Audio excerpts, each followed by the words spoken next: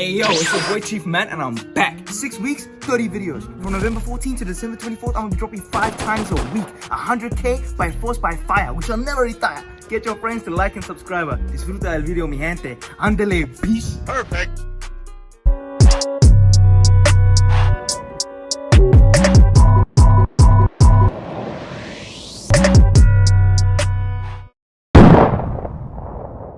Welcome people, welcome back to another episode of Keeping It Raw, where I always keep it straight. I'm not always right, but when I finish there's nothing left. Quickly, I'm having a great ass day today. I'm starting to gain momentum on YouTube. Thank you so much for everyone who's supported right now, and please just keep liking, subscribing, and getting people involved because I'm gaining confidence in myself and I feel like I can do it. Alright, enough of that simpy shit. You know why we're here today. Y'all sent me in a bunch of questions, and guys, trust me, thank you for the interaction. There's no ways I can get to all of them, but every Tuesday I post another one for the next week's episode. Just keep coming back and maybe your question will get answered, but also switch it up, get some new questions as well, please. Oh, quickly, just before we start, I just want to reiterate, I'm glad to offer different perspectives on things you might be struggling with or interested in. I am not an expert though, and I don't claim to be. I think I mainly offer 2 things, and that's life experience and intelligence. I believe that I can offer some value to your life in a funny and honest way, but don't take what I say as biblical, yeah? Have your own critical thinking skills as well. Am I your father? I am your father, but that's not the point. That's not what I'm saying. But yeah, with that being said, let's dive the fuck in, because you know I got a banger of an episode. Also, shout out Maya Jama. I was really sleeping on you for the longest time. You're fine as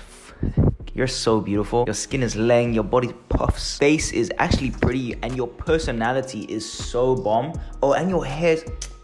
Nah, Stormzy was tripping. How about you give it to me raw? No, I don't think I will. I hope so.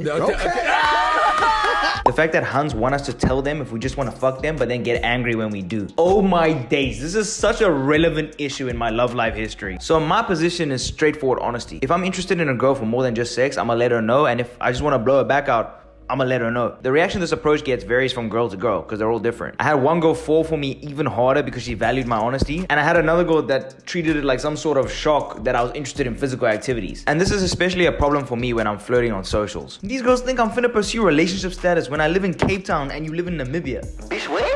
I personally need physical proximity in order to grow close to someone emotionally. That's how I display affection. Now when you're in my city and I want to smash, you're surprised. And the problem isn't them not wanting to smash. If you said no smash and then you dip, that's breezy because at least you made up your mind. But if you say that you want emotional depth and I say that's not me, then you continue to entertain me, you're playing yourself. I feel like a lot of the time girls want to feel pursued for the attention. Everyone likes to feel desired. But then when you give up the cookie and homie's on his way to the next dessert store, you want to be heard. Ladies, it would be helpful if you stated what you want from the jump. And if his actions don't align with that, then drop him. But don't require certain behavior and values. Entertain something else entirely and then switch up on him when it doesn't work out for you. No condom, no sex. Oh man. Okay. Full discrepancy, I'm not the most responsible advocate for this argument in the traditional sense, but here are my perspective at least. I personally do not like condoms. Little homie down there asking me, how am I supposed to breathe with no air? No air, no air.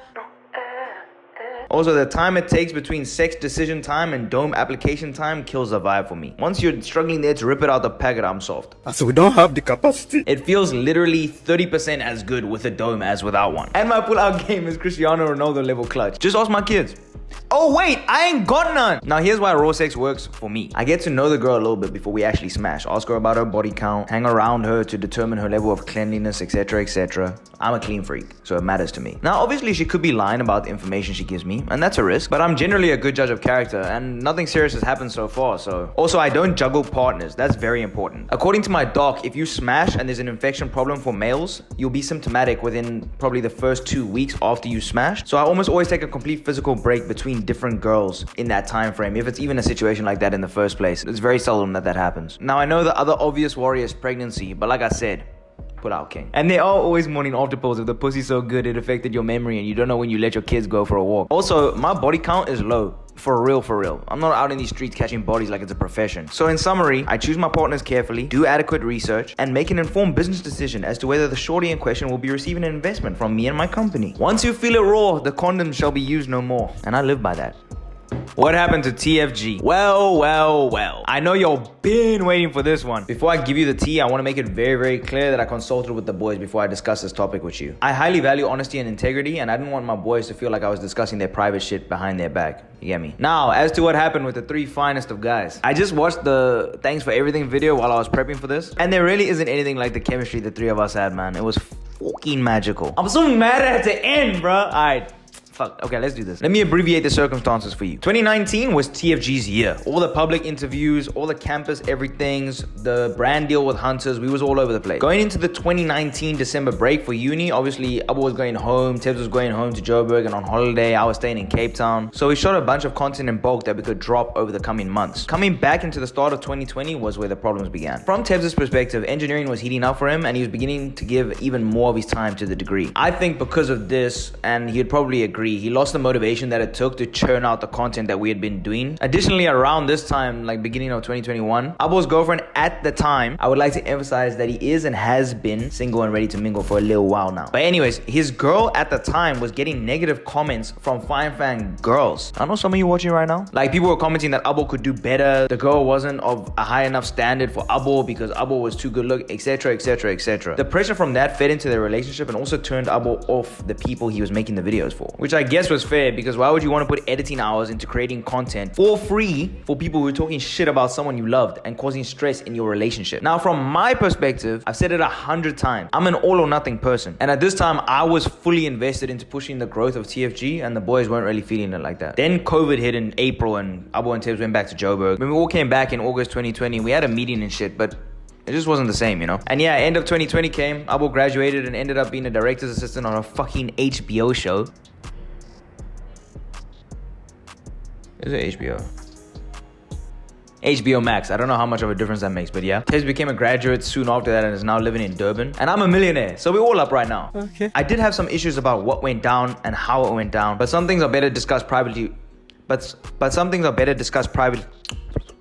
What the fuck? But some things are better discussed privately with your boys, you know? Not everything is for the internet. Important note, my people, is that we were and still are friends through all of that shit. TFG brought us closer together than anything else we did in those 5 years. And I'm grateful for that experience. Benefits of vibing compared to dating. Alright, let's keep this simple. Pros and cons. Pros of vibing is less responsibility. I don't have to be showing up at your crib at 3 p.m. to emotionally support you just because you had a rough day when I have my own shit to do. Vibing also keeps the interest level high. It's short term mostly, so it's very flirtatious, keeps you on your toes.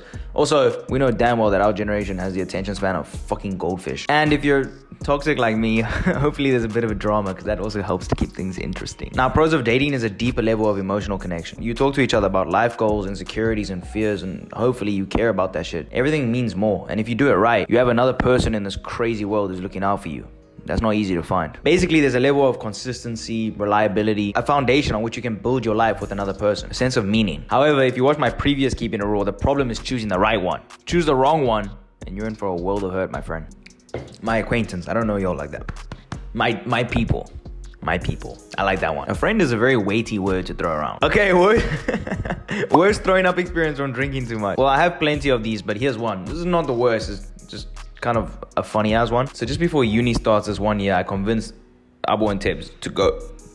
What the fuck? Yeah, I convinced Abu and Tibbs to go out with me. TFG was popping at the time and I wanted to be recognized on the streets. I'm just a man at the end of the day. I want to be loved, you get me? So we go to a Bantu on Long Street, the mecca of cheap shots, if you know, you know. And a bunch of girls are buying me shit. It might have been just one shot, I don't really know. All I do know is that by the time we left the Bantu to go to our next destination, we would not be completing our journey. It must have only been like 500 meters, but I was faded and we was getting stopped left and right. Hoes on me, left and right. Don't pull it up like a night. I don't know the lyrics there. Now Tibbs and I were like, yes, nice to meet you. Moving it on to the next destination. Me? Man was Optimus Prime in this bitch on some, what's good, shawty? Oh, you want a hug? Slide through them, baby. This one girl jumped up and wrapped her legs around me, dog. In the street. I said, hoes on me. Left and right. Anyways, throughout this whole escapade of me being drunk on attention and tequila, I was texting my shorty at the time who was at another club to come and meet me. And before y'all bite my head off for moral confusion, she wasn't my girlfriend at the time. We was just vibing, but she was my shorty. You get me? She's in a relationship right now and I miss her sometimes. I'm looking forward to the day that she's single again so that we can catch up. Scratch that, she don't need to be single. I still want to meet up. Anyways, so a group of us are chilling, like away from the madness, a couple streets up, because I'm dusted. Game over. Shorty leaves her spot to come and meet me, and she's mad, right? Because I didn't meet her at the spot that we agreed on because I'm dust. Now, the following is the story according to my boy, because they was watching it all unfold and I was too dust to remember. So she's fucking going off on me, right? And I'm swaying, bro. I'm swaying left to right. I'm fighting for my life, just trying to stand. She just be saying stuff and I can't even get a word out, really. Not even because she's not letting me, it's because I'm not able to. I'm fighting for my life. Yo, killing me with this. So she finishes Johnny, yeah, and she dips around the corner to go back to the original spot, I guess. As she leaves around the corner, I chunda all over the sidewalk, bruh. I let that shit all go. I think I needed to for the longest time, but I'm a gentleman, so I had to hold it in while I was getting verbally assaulted. I'm joking, by the way. I was completely in the wrong. I low-key deserved it. And yeah, I messed it up forever.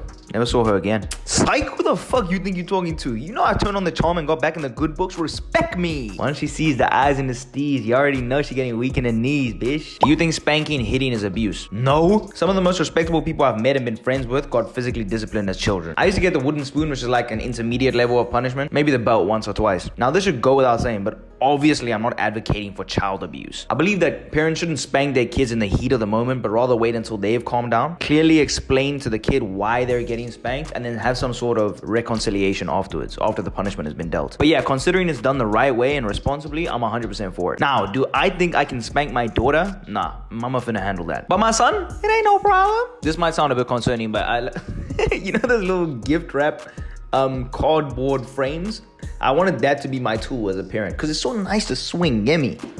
Anyways, the whole I want a tall guy but don't dare say you want a fit girl debate. This one causes waves on the internet on the daily. Now listen, I'm 5'8". If you want a tall king, that's fine. That's preference. If I want a girl who's not cosplaying as pregnant on a permanent basis, that's fine. That's preference. I work hard to keep myself in shape. There's nothing wrong with stating out loud that a nice body is something I look for in a girl. The problem comes when you go on a fat girl's social media and bully her unprovoked just for being fat. Now, notice how I use the word unprovoked. If homegirl's there posting thirst traps in lingerie and getting roasted, there's not much we can do for you if you want to swerve out your lane. Like, don't say I'm a bad bitch but you've never seen your feet. Know yourself. Alright, I'm being a dickhead. And there is an argument there, but you get the point. At the same time, don't be a 5'4" man making mad demands and then not expect to get roasted by the female population. You can't even reach the same high expectations you're putting on your future partner. Stating a preference equals fine. Bullying a person unprovoked equals not fine. And know your lane. Alright, that's it for keeping it real this week. That was a dope ass episode. I'll see you tomorrow for the football drop. Love, people. And my pull-out game is Cristiano Ronaldo level. What the fuck?